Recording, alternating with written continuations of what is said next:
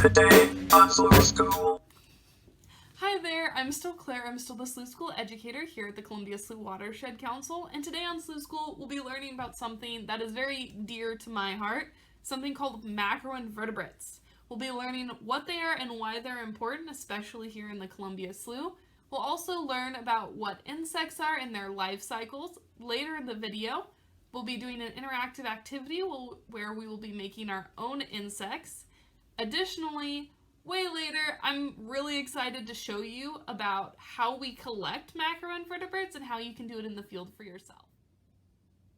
So let's break down this word really quickly. Macroinvertebrate. So macro is the beginning of this word. Macro means big. Invertebrate means no spine.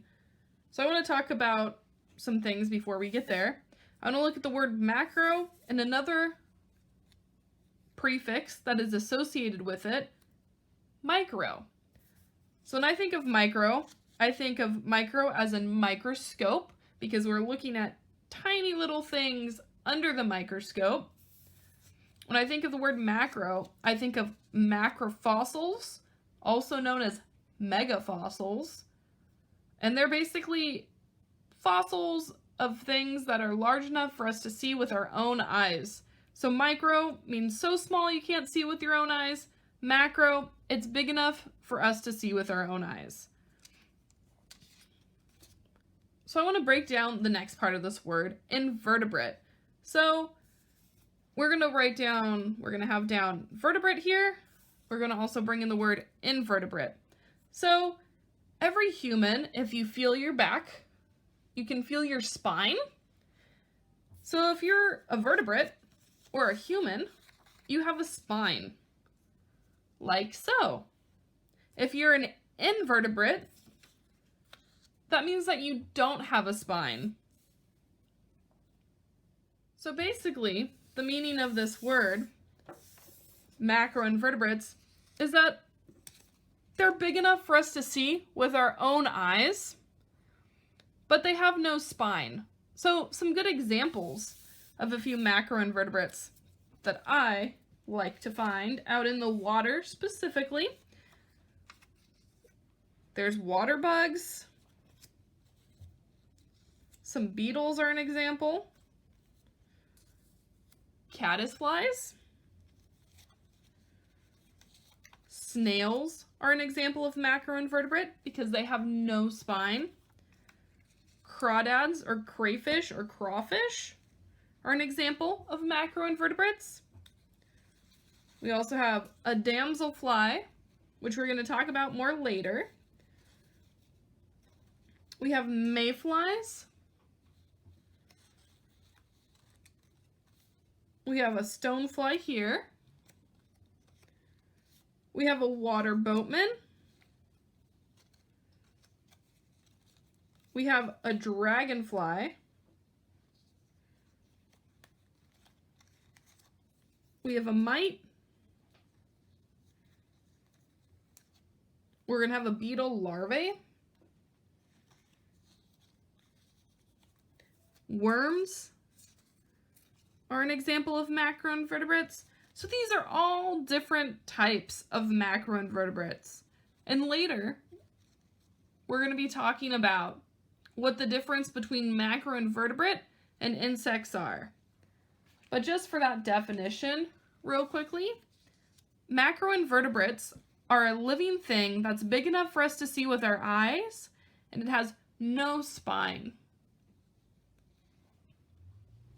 Now that we've talked a little bit about what macroinvertebrates are, and again, this definition that we're using is that they're a living thing that's big enough for us to see with our own eyes and has no spine, compared to an insect. So insects are a type of macroinvertebrate that has 3 body sections, a head, an abdomen, and a thorax, 6 legs, a pair of antennae.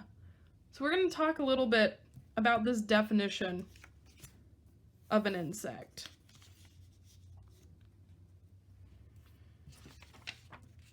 So here we have an ant, and here's the ant's head, here's its thorax, and here's its abdomen. It has 1, 2, 3, 4, 5, 6 legs. It has a pair of antennae, and it has compound eyes. So we have these three sections that it mentions up here in our definition: our head again, our thorax, and our abdomen. So now we're going to determine if things are just macroinvertebrates or if they're also an insect, because insects are macroinvertebrates, but again, they have the three body sections, six legs, and a pair of antennae. So our first thing that we're going to look at here is we have a worm. So does a worm have three body sections? Nope, doesn't have any legs, doesn't have a pair of antennae. So we're going to put it over here in the macroinvertebrate category. I want us to look at this fly larvae. So it has a head, it has another section, but it doesn't have all the different sections. Does it have six legs? No, it just has the pair right there. It doesn't really have antennae. So this is also just a macroinvertebrate. I want us to look at this really cool creature. It's called a damselfly. And I want us to determine, is it a macroinvertebrate or is it an insect? So let's see. We have 1, 2, 3, 4, 5, 6 legs. And actually, I've kind of taken this apart so we can look at it better. So it has 6 legs. So that means it could be an insect. It needs 3 body sections.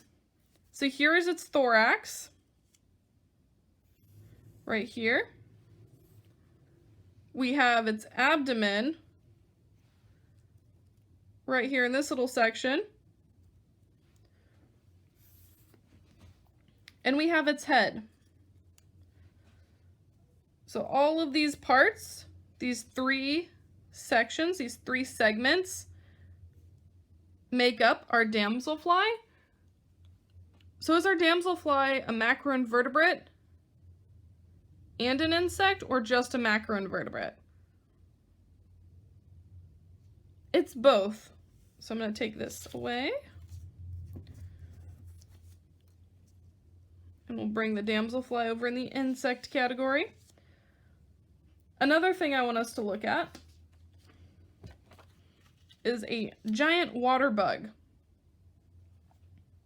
So it has 1, 2, 3, 4, 5, 6 legs.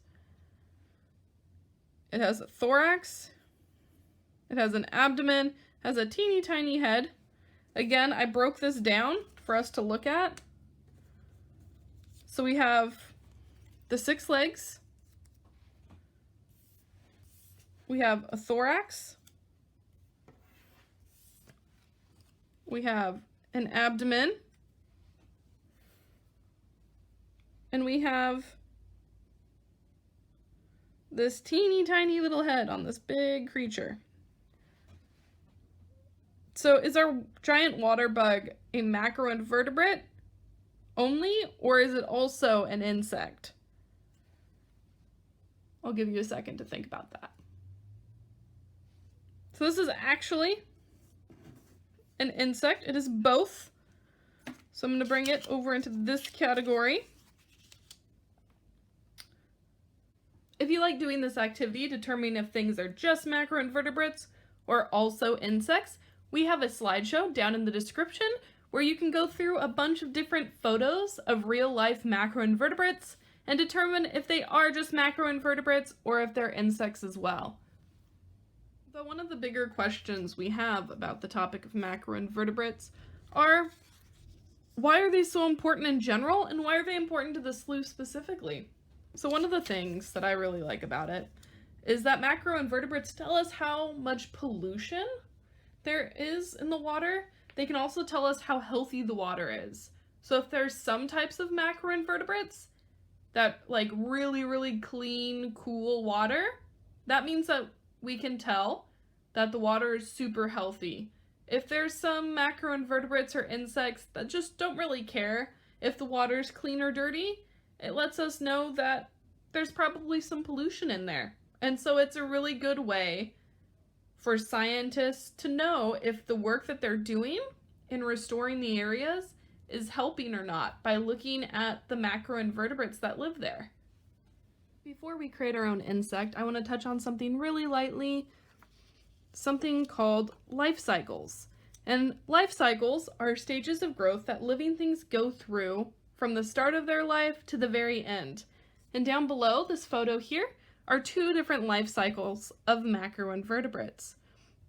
I'm not going to go too deep into this, but I just want to show you that they start off at eggs. They live their life in the water before they start living on land as different insects. So a really good example of this, one that I love, one of my favorite critters, are dragonflies. So this is what dragonflies look like when they start off their life after they hatch from eggs. They become these little critters who live in the water, and later they become the things that we know as dragonflies. And so this whole life cycle starts over again. They come from eggs, they become these, and they go into these until these lay their eggs into the water, and then it starts all over again. But I just wanted to touch briefly on this. Welcome to the interactive part of Slough School Online. So today what we'll be doing is we'll be creating an insect. So here's our instructions right here. Using the definition of an insect, our definition, a macroinvertebrate that has 3 body sections, a head, abdomen, and a thorax, 6 legs, and a pair of antennae. We will create an insect and write where it lives and what you can find. So it needs to have, again, those 3 segments, a head, thorax, abdomen, 6 legs, and a pair of antennas.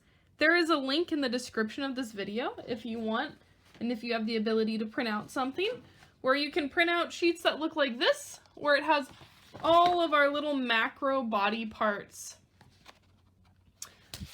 I'm not going to be doing that. I kind of want to draw today. So I'm going to be drawing this. I have my little piece of paper, and I'm going to set my instructions to the side, and I'm going to draw.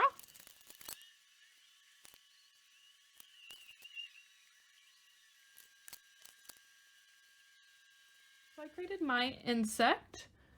My insect, I haven't named it. I probably should. It's going to be a Sloughmite.